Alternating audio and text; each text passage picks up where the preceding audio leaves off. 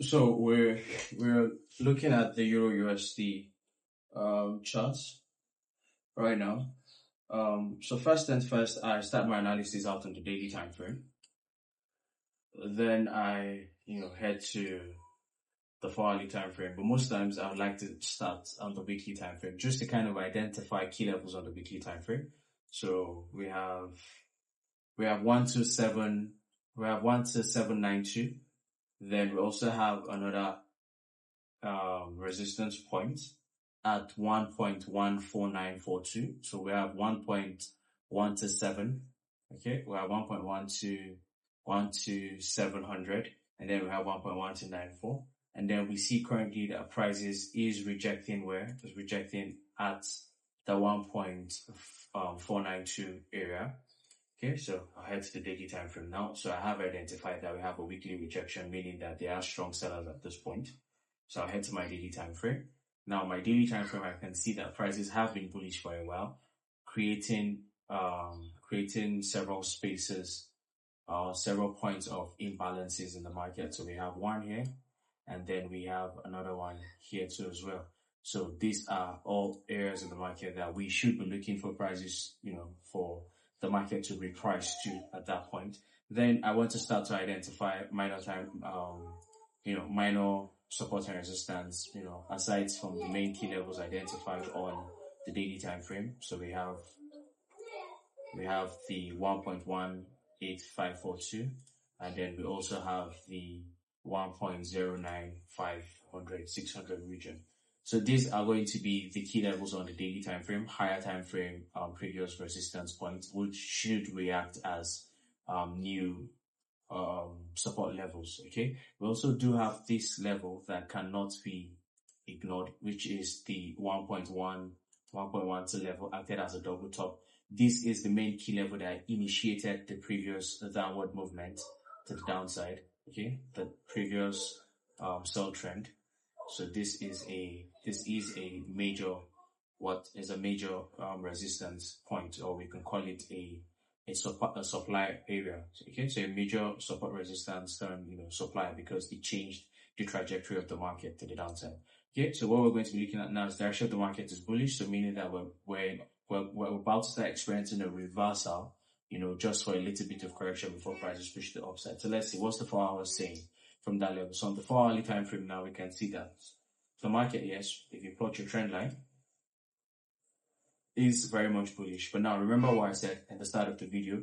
We want to pay attention to these three things: the demand, the supply, and the liquidity. So resting around this area where prices have tapped into this key level right here now, what are we going to be experiencing, or what do we expect to start to see at this point in time? So basically, since we've gotten to a point of resistance here, we want to see if market is going to start to change the previous bullish character.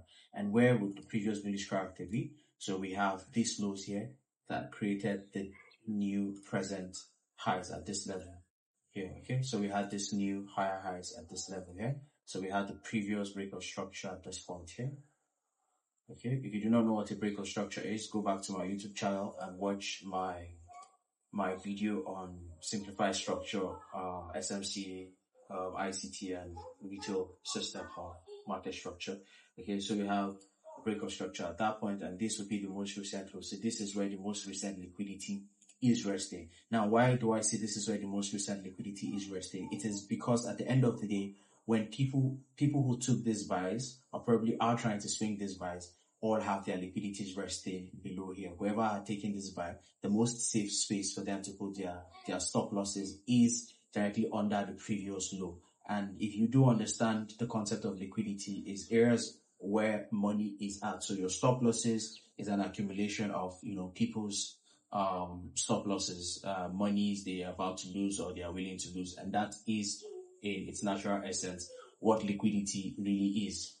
Okay, then we want to see how prices can run into this level. First of all, want to see how prices can run into this level, and most importantly, sweep off the liquidity around this level, and then fail to create a new higher high above this level. If prices does that, then we will then start to say we are starting towards shift structure.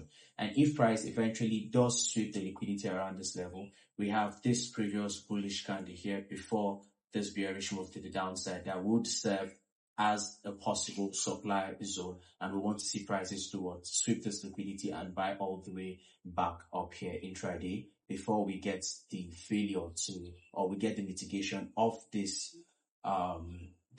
supply area here, and then see prices, give us a minor shift again, and then we'll start to trend lower, and then we might swing this trade where to the next possible area of what? Of bullish demand, where these buyers, this huge influx of buyers came into the market. And where would that be? That would be around this point here. Why? Because you can clearly see that there was a quick reaction of what? The last bearish candle before the impulsive move that did what? That broke this structure here. Okay, so we have this break of structure at this point here. Okay, so let me just quickly do this level here. Okay, that's still a key level from the day, but this is where the break of structure happened. Okay, so the break of structure happened at this. Okay, break of structure happened at this point, and then we have this huge imbalance here, and then we have this 4 hours order block here. So this was the demand order block, because why? This was the last bullish bearish candle before the huge impulse that did what? Shifted the momentum of the market and broke this structure to the upside. So we then might start to trend lower until we come to this demand. Now, everything that holds us between this demand and this supply is necessarily what? The liquidity resting below here. So if we can sweep that liquidity and prices fail to create a new higher high, then we would start to trend lower and fuel. That would be fueled by what? This huge imbalance at this level here of just straight up buyers. If you also don't know what an imbalance is, you can check out my YouTube video. There's going to be a video there on YouTube about imbalances and liquidities as well. So we might see prices start to sell off to this point. And then we're also going to get reactions at this level here. Don't forget, these are retail resistance. When we say retail, necessarily, we're all retail traders at the end of the day. But when we say retail, we're just talking about, basically, you and I, we're not applying smart money concept or institutional trading methods to it. So we have a resistance here that is also going to be respected. And do not forget that we also have this daily resistance here that's going to act as a very key level. And that is why I'm expecting that prices would sweep this liquidity here first and then use this resistance point to react back into the supply. Okay. Use this resistance point here that we mapped out at 1.2. And then use that to fuel the pushback into the supply. If at all prices are going to hold, this resistance is going to hold prices and create a return. Nonetheless, we also need to consider a whole lot of fundamentals that would be, affecting the market this week in terms of Trump's tariff decision making. The trade wars between him and China and all of these things can also play a huge effect. But if this liquidity is being taken out, then most necessarily we're going to see these lows here being swept and prices are going to push to the upside. And if this supply point here respect at this resistance, then we get another minor shift. Then we might actually see prices trend lower back into this area of this demand order block to mitigate it. Okay, and then we might push higher. And if for any reason we fail to push higher again, and then we might most likely come back to see this level here being tested, this level from January. This was January-February area before the break to the upside. We might actually see it being tested. Okay, so let me plot that level and make it easier for us to identify. Okay, so this areas here were January-February regions where prices broke, pierced through right it, and then we also have a huge move to the upside from here, and prices never repriced. So it all depends on what happens at this point. So like I always say, we're not predicting the market, we are speculating and we wait for the reaction. So that's that on EURUSD. And for Nasdaq has already started to move from a weekly previous resistance, just on major support, and prices have started to push aggressively to the upside. And what we are going to be looking out for, okay, so let me just map this So let's just mark this chart out properly so that we can have a clear view of it. Okay, so what are we looking for here?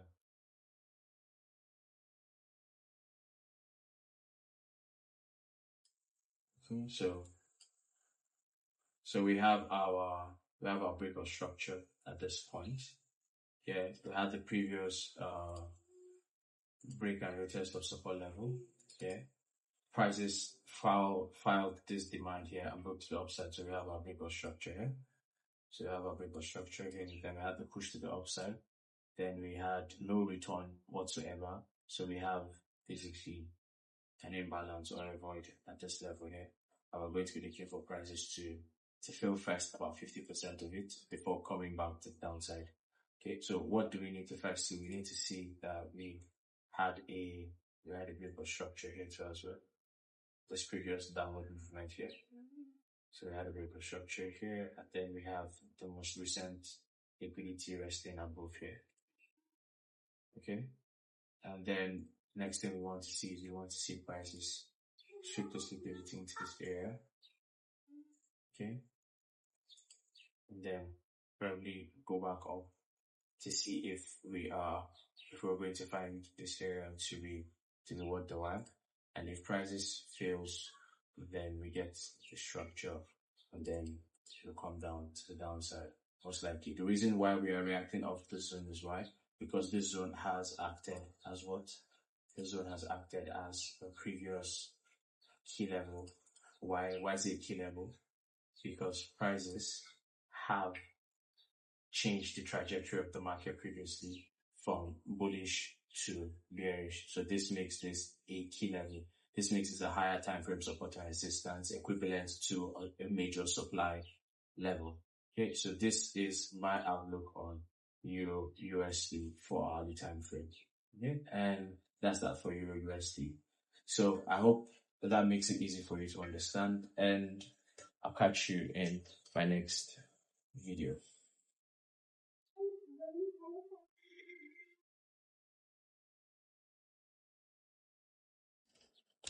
So guys, I hope that this video so far has been able to help you see how I view the direction of the market, where the market is coming from and where the market is going to, and what stands in between it, which is liquidity. You can clearly see that on the EUR-USD higher time frame. I have identified that we are pulling back, or we have rejected a major level on the weekly time frame, and so also are we coming back to another major level on the daily time frame. So we're stuck between the buyers and the sellers until we're able to sweep the present 4-hour liquidity and find a good support to push back and fail to create a new higher high. The market most likely might just continue bullish to the upside. It all depends on if prices would fail to create a new higher high, then we might start to look for sales all the way back to the demand level at 1.10 area. And until next time, it's Ryan for a reason, baby. I'll see you guys in the next episode. Cheers, guys.